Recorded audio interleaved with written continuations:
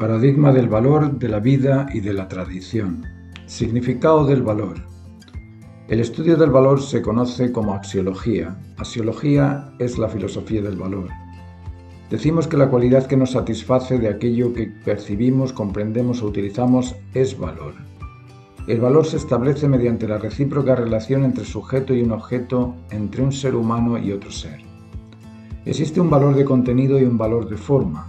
Además, el valor depende del punto de vista, ya sea este temporal inmediato, personal, posicional o momentáneo, o atemporal, global o universal. El valor también depende de la correlatividad entre un sujeto y un objeto. El valor no existe por sí solo para brotar, necesita de tres posiciones: la posición intencional o del propósito de apreciarlo, la posición de un apreciador y la posición de un objeto apreciado. Luego de tantas variantes en la apreciación del valor, podríamos deducir que el valor es relativo. ¿Qué determina lo absoluto o relativo del valor? Lo absoluto o relativo del valor lo determina la apreciación. Por ejemplo, bajo el punto de vista parcial y posicional de un individuo que observa una nube, éste puede deducir, por lo que ve en la distancia, que la nube es blanca, o que la nube tiene una forma y longitud determinadas. Pero cuando nos aproximamos a la nube, no solo no encontramos forma ni dimensiones, sino que incluso no hallamos la nube. En este caso, la apreciación parcial o posicional del individuo frente a la nube es relativa a su propia percepción, mientras que quien observa la nube bajo un punto de vista global comprenderá que la nube es solo una respuesta a la necesidad de cumplir una razón. Que la nube es el resultado de un propósito específico, el propósito de completar un ciclo natural, coparticipativo con el orden natural de la creación, claro está. Ese es el ciclo fluvial. Mientras que quien observa la nube bajo un punto de vista global comprenderá que la nube es solo una respuesta a la necesidad de cumplir una razón.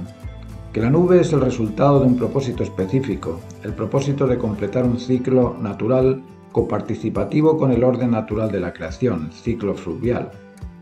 Bajo este punto de vista, la percepción de la nube se transforma en la recognición de una realidad constante, universal y eterna, por lo tanto, absoluta. Vivimos en un ambiente acostumbrado a asignar una existencia temporal parcial, matérica y limitada a los objetos y principios de la creación. Esto ha generado en la conciencia humana la tendencia al hábito de apreciaciones temporales, posicionales, parciales y relativas.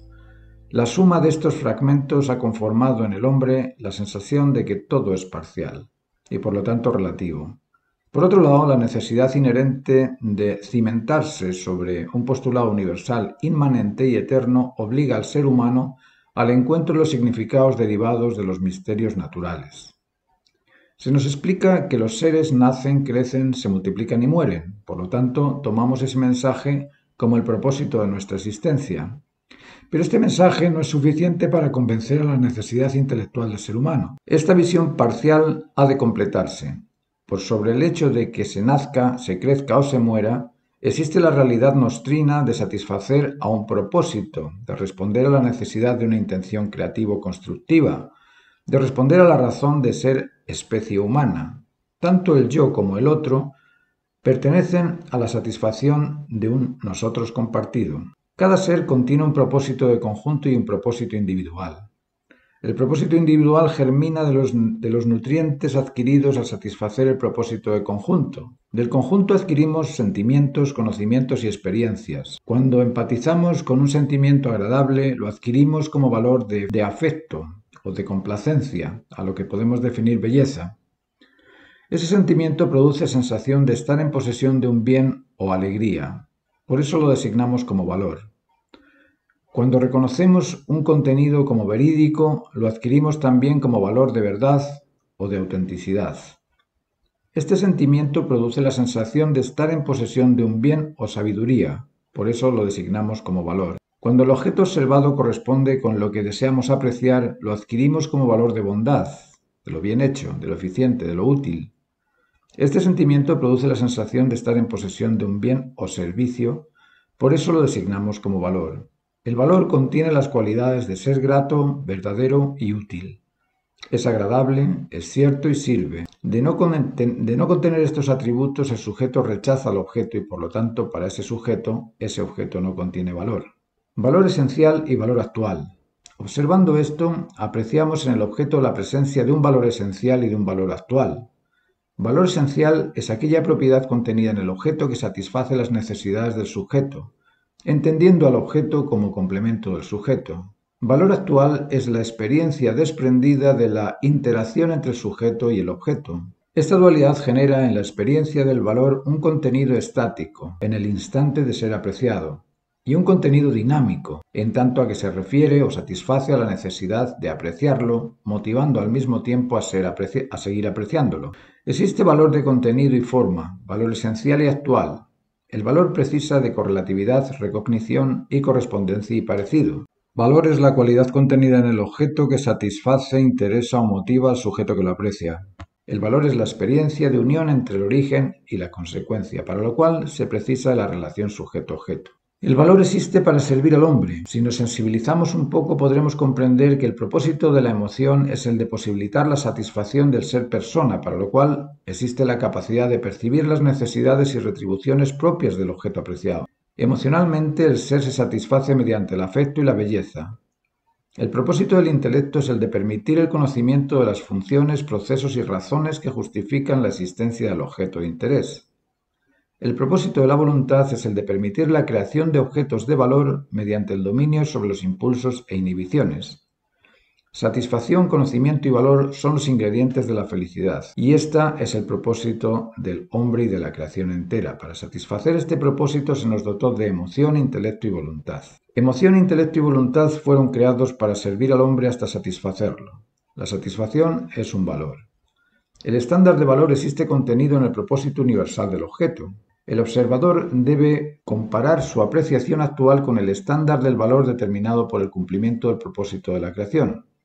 Para eso debe conocer clara y profundamente los principios de la creación, para obrar en su apreciación de acuerdo al cumplimiento universal del propósito del objeto. El cumplimiento del propósito de la creación de ese objeto sería su estándar, y por lo tanto su valor absoluto. Todo hombre fue creado para satisfacer su propósito de conjunto y su propósito individual mediante el intercambio de valor. Cuando la persona aprecia las facultades del otro, el otro valora su aprecio. Esta relación centrada en el encuentro con el valor produce sentimientos de afecto, despierta el interés mutuo y motiva a continuar unidos en la relación. Por el contrario, el desprecio por el otro produce tensión, alteración, introversión y egocentrismo. De esta manera se impide la experiencia del valor y con ello se pierde la motivación a continuar en esa relación. El valor depende exclusivamente del aprecio. Sin aprecio no hay valor. El valor de las cosas es proporcional al propósito que satisfacen y el valor del individuo acrecienta el valor de lo que le pertenece. Si alzamos la mirada al mundo nos damos cuenta de la cantidad de incongruencias que existen a nuestro alrededor. Vivimos en un ambiente donde lo ingrato nos resulta cada vez más agradable. Un ejemplo de esto es patente en la morbosa curiosidad por las noticias trágicas. Hacemos de lo que menos interesa el objeto más interesante. Un ejemplo también se ve en el desarrollo y multiplicación de lo lúdico. Los fanáticos de los partidos de fútbol, de las telenovelas o de la observación impávida de los anuncios de publicidad. Lo inútil pasa a ser lo más útil, como las conversaciones sobre vanidades o copuchas, la lectura del diario, las estadísticas de las revistas o temas de sociedad. Sin darnos cuenta, abrimos las puertas de nuestras casas al asesino, al ladrón, a la violencia, a la prostitución, al conflicto, a la desconcentración, a la tensión destructora del espacio familiar, que se nos enfrenta cara a cara en nuestros dormitorios, salas de estar o living, comedor, bajo el sobrenombre de televisión, telediario, semanario informativo, y cuyas imágenes hipnotizan e idiotizan nuestras capacidades intelectuales. Por lo tanto, es lógico observar a artistas, científicos y políticos que realizan labores sin intención propositiva valórica. El arte por el arte, sin rumbo ni dirección, la ciencia por la ciencia, la política por la política. Es lógico pensar que en una realidad ignorante de su propósito, el observador de la misma ignore también a dicha realidad. El arte de las diferencias desplaza a la armonía. La ciencia del entretenimiento desplaza la mirada a lo absoluto. La política del polémico desplaza a la política del Estado.